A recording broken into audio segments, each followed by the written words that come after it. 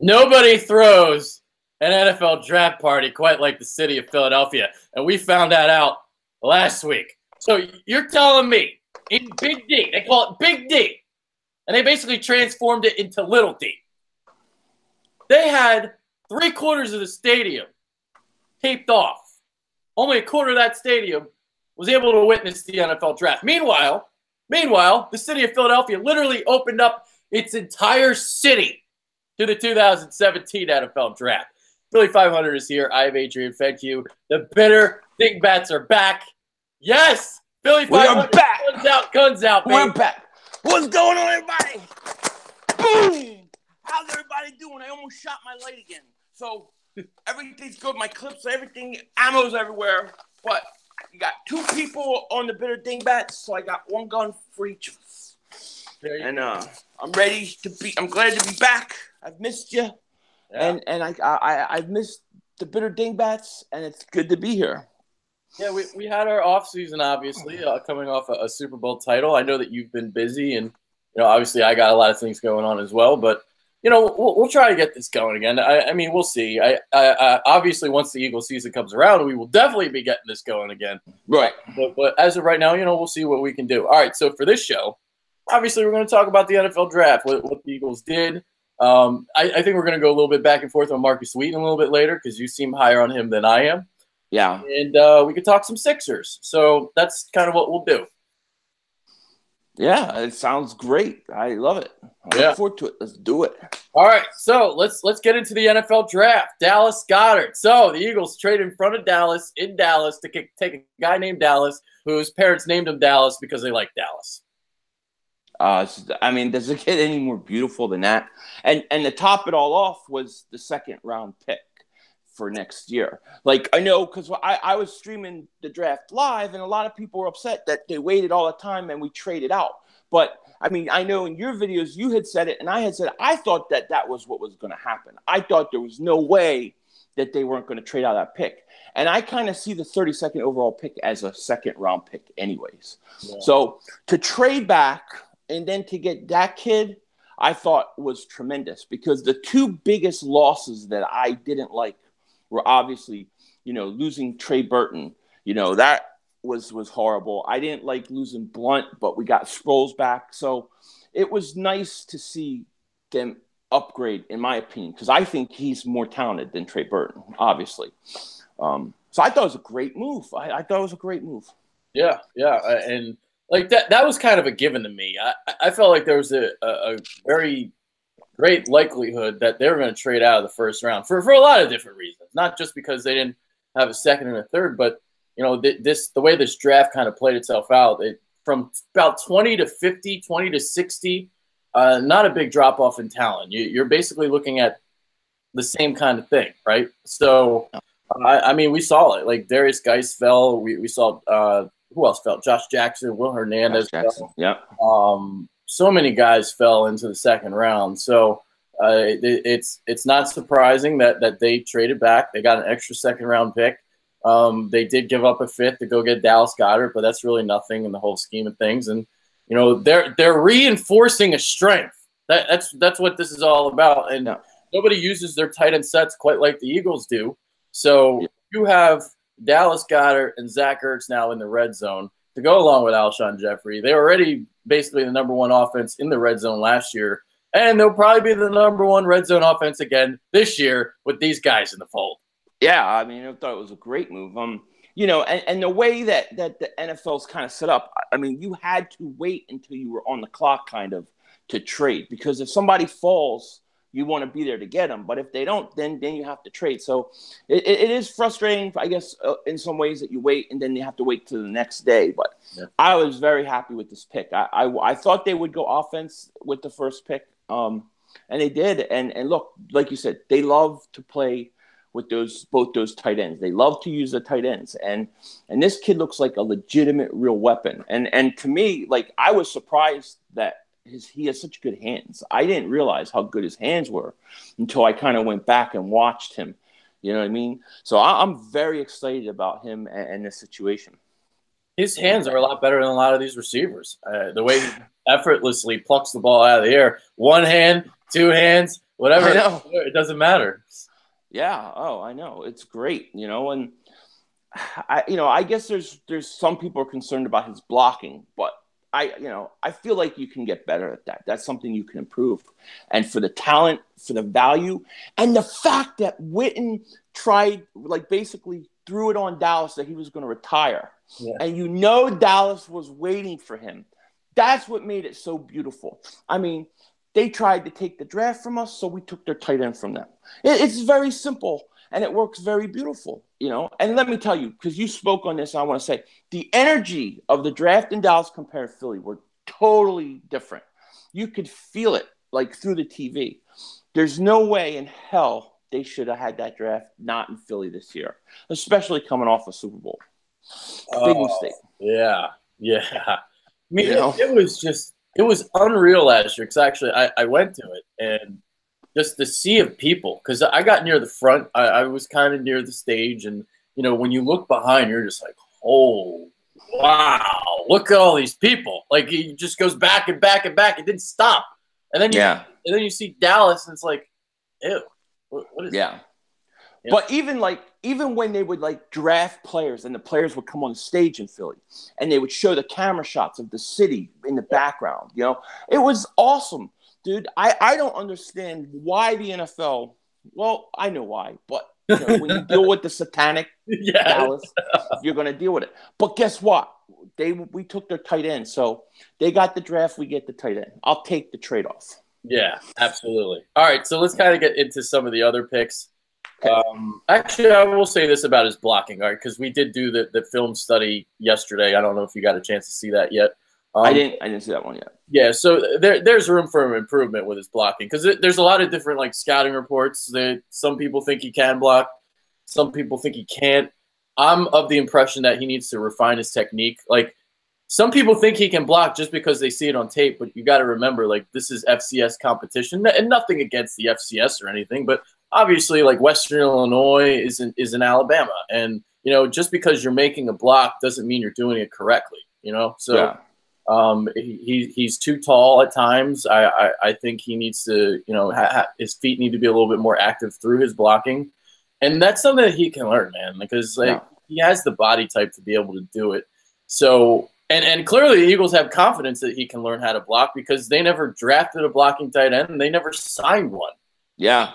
I know. That kind of, I was wondering if there's a chance Selleck will come back at some point on a small deal, that kind of thing, for 1 year. It's going to be curious to see, but oh man, I'm happy with this. I thought this was a legitimate weapon, and it really helped minimize that hole left by Burton, because I really liked Trey Burton, and I really liked having all those tight ends. So yeah, this is a great pick as far as I'm concerned. All right, the Eagles made 2 picks in the 4th round. They didn't have a 3rd round selection. They go with Avonte Maddox, cornerback out of Pittsburgh, and then later on in the 4th round, they take Josh Sweat out of Florida State. What did you think of those 2 guys? Well, Josh Sweat, I'll start with him. I know that he came off injury. I know that he has a world of potential. So if he is a diamond in the rough and they feel like that, I think it's a great value pick, and I would do it, especially with a 2nd, 4th round pick. As far as Maddox goes, I didn't know a lot about Maddox. All I knew is he was a lot smaller than I thought, but he's very fast too. And I think when you look at losing Patrick Robinson, I clearly think this was for the slot corner position. So I expect them to try to put him in that slot and let him play. And if he can play the slot, then I'm all for it.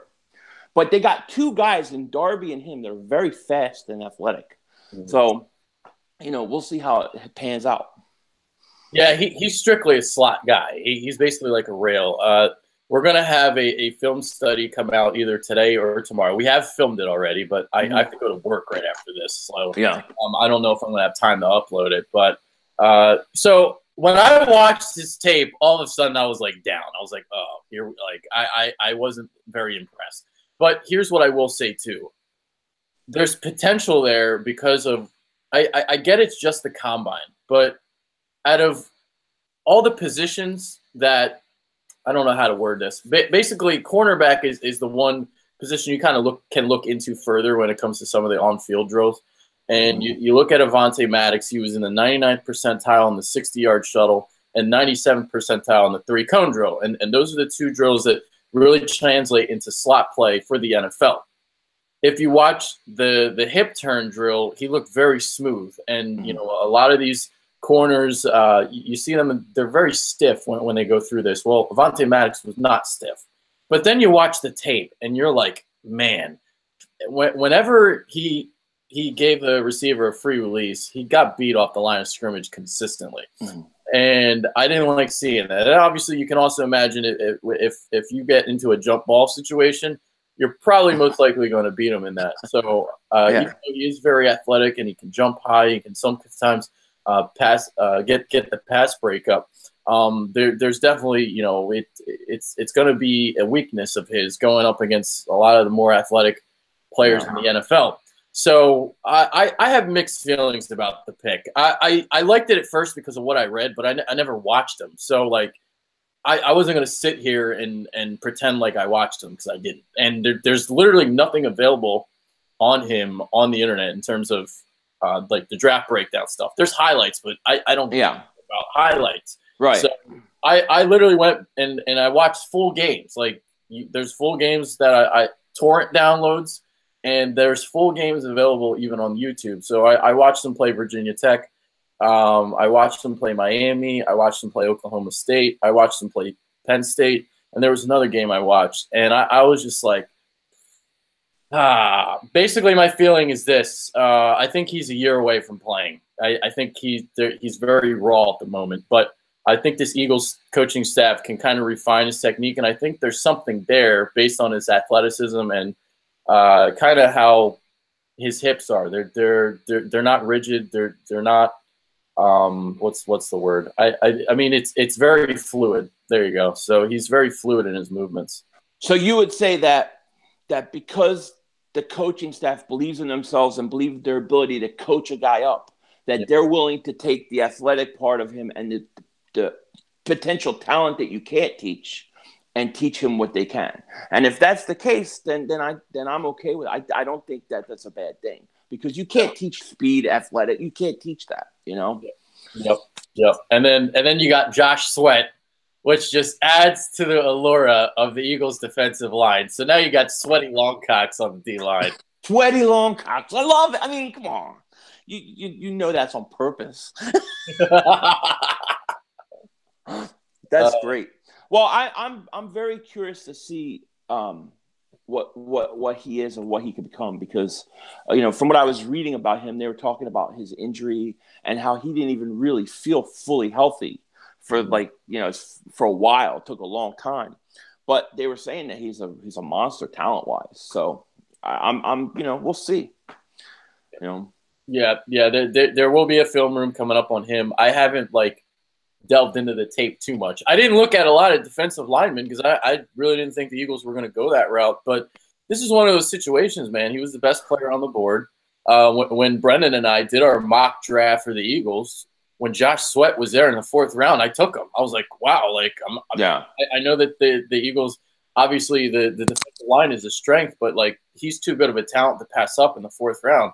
And that's exactly what happened here. So he's the way I look at it is he's a one contract guy. So meaning you'll probably have him for 4 years, but his knees are not something I'd want to invest in. Right. So I wouldn't extend him or anything, but for 4 years you got him for cheap and you got a talent there. So I like the pick. I mean, yeah. And we also got, and I don't mean to interrupt, but we also got, Brandon Graham is 30. Chris Long is in his 30s. You got some guys that are a little older on that line, so you want to have youth in there to kind of start to work in now. And a guy like that with talent, if he can develop under those guys, it may turn out to be a real steal. Yeah, and especially the way the Eagles rotate their defensive linemen, that's just going to keep his knees healthy. Yeah, exactly. Yep. All right. I got to say one thing. I love Steven Means. I still am waiting for this guy.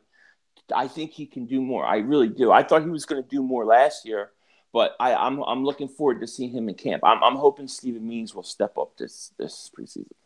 I'm with You you, know, dude. I like him a lot too. I think he's got a really quick spin move.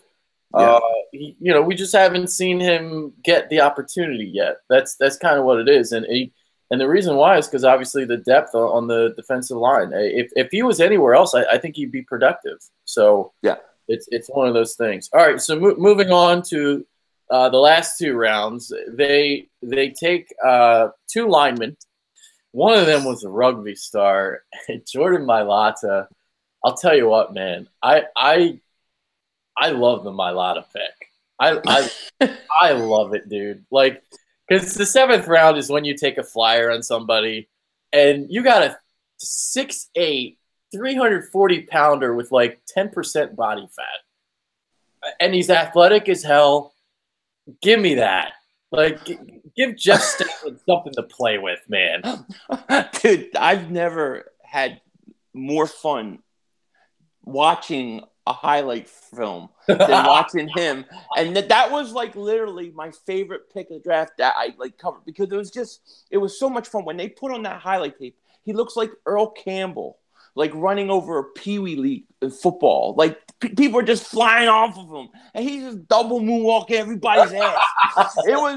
It was awesome, dude. I love that guy. I don't know. I've never seen him play. I don't know what he'll be, but I love the pick. You're right. The seventh round, you take a shot. Definitely, you take a shot there. Yeah. You know, that guy is awesome. Yeah, dude. Oh my God, Jordan Mailata, and he completely overshadowed the other pick because I forget what his name is. Is it Matt Pryor? I think. Is it Pryor? Yeah, Pryor. Matt Pryor. Yeah. So, basically, the way that kind of works in the later rounds, I like when you double up on somebody at a certain position. So you just kind of hope that one of the two guys pans out. So, the Eagles needed a tackle coming out of this draft, and they got two of them, hoping that one of them pans out. So they didn't take one the first 5 rounds. It wasn't a good tackle class, and they went and they got two of them. So hopefully somebody pans out like a Mailata. And you look at this situation. This isn't like something that hasn't worked out before along the O line. I mean, you look at a guy like Alejandro Villanueva. I mean, he was drafted. Actually, no, he wasn't drafted. He was signed by the Eagles originally to play defensive line, and then he goes to Pittsburgh. He gets coached up along the O line there with I believe Mike Munchak, and he's a great offensive line coach, just like Jeff Stoutland is. So there's no reason why this guy, I don't think, can be successful. And I think they have something here. I really do. Even though I know he's a seventh round pick, and maybe there is like a 50% chance that he even ever suits up in the NFL. But you just look at the way he moves and the athletic specimen that he is, there's definitely something to work with there. Yeah. Oh, yeah. Oh, the Matt Pryor pick, it's a little confusing because on one station they have him as a tackle, the other station they're saying he's a guard, and I'm thinking he doesn't look like he would play guard in the NFL. I mean, he looks like he's a tackle, but the only thing about that, and I have no problem with them taking him, obviously, but Equanimous St. Brown was sitting there, and I wanted him so bad. And he went to Green Bay the next pick. So that was the only thing I was like, oh, I was kind of like wanting him. But, it is what it is. Yeah, I wanted him too. This is something I said to you. I don't know if I should be spewing this information, but I will anyway. So according to Brendan, because Brendan kind of has like some inside sources with the scouting and stuff, he basically said Brown dropped because of his attitude and some of his like character concerns. So it's kind of like a Geist situation. Yeah, that's crazy because I think I was reading he's got 4.0 grade average and he speaks like 3 or 4 languages. I thought he was like perfect, Yeah. I was like surprised to hear that. So yeah, whatever, Yeah, it is. Yeah, I don't. It'll be interesting though. I want to see what he does with Green Bay though. It'll be interesting because he's going to have one hell of a quarterback. So he's probably going to be a beast. Like I like him. So I like him too. Yeah, I do too. I know he got drafted later, but whatever. All right. So was there anybody in the draft that you wanted to draft that they didn't? I mean, there were early guys that I had my eye on. A lot of people wanted Geis, and I had no problem with him or Sony Michel. I really also kind of like Cortland Sutton a lot. But, it didn't work out that way. I'm totally happy with what they did. But I would say that overall, it wasn't like last year where I was like screaming at the TV for Tariq Cohen, draft Tariq Cohen, and then he didn't. Not this year, not so much. What about you? Yeah, I kind of felt the same way. There was a tackle that I really liked, and his name was Tyrell Crosby from Oregon. Mm-hmm. I was really high on him, and then I found out after the fact that like there was some medical issues with him, which is why he fell. Yeah. So that made me feel better. Well, not to say anything bad about the guy. I mean, you feel bad that he has got a medical issue, but the fact that I heard about that after the fact, it made sense obviously because he fell. Like he was the guy that shouldn't have fell as far as he did. So Tyrell Crosby. I mean, I thought that they should have taken a tackle earlier, but the Jordan Mailata pick was just so awesome that I basically just ignored it. Yeah. I that was like one of my favorite picks. The whole Darius Geis situation, though, was very weird. The idea that he was dropping, you knew he was dropping, something was up. But then that he fought with Howie Roseman and Deuce, that was like, what the hell are you talking about? Every article I had read was how much the Eagles loved him. But obviously something happened. And now I'm glad that we didn't get him. I don't want a guy who's going to go in and fight with the people in, pre-draft, Yeah.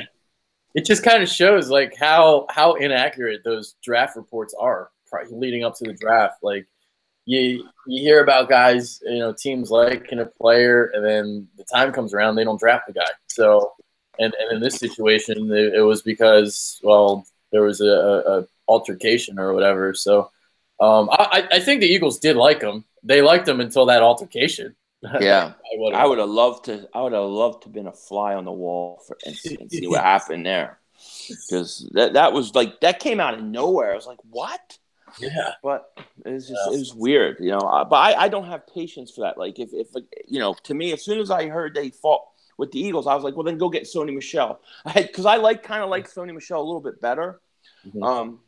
But then he went to New England, so what are you gonna do? Yeah. I guess quick thoughts on Josh Adams. I really don't have a lot of time, but we'll just do real quick here. Josh Adams.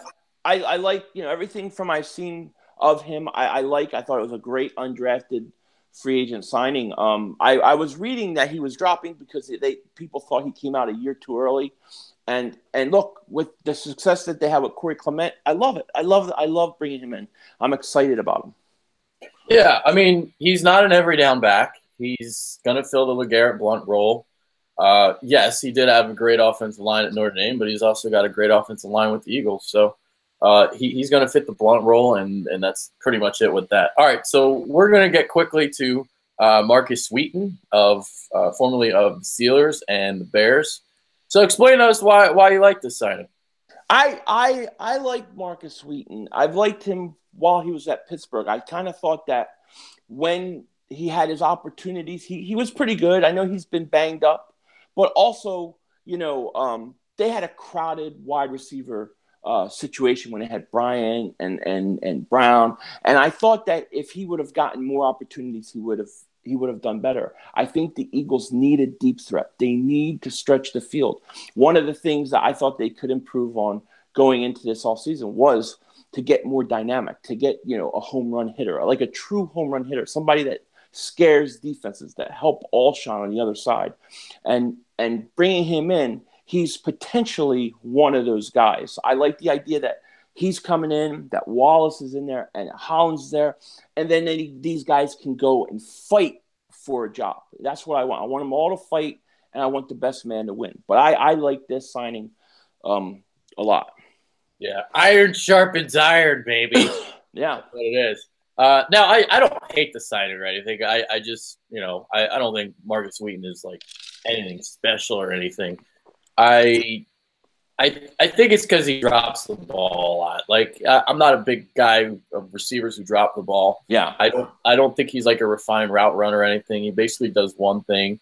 I know he had a couple good years in Pittsburgh, but like when you play next to Antonio Brown and you were the second option and you're with Big Ben, if it was like another receiver, they probably would have gotten 1,000 yards, but he only got like 749. So, only 749. Jeez, right? I feel so much better now.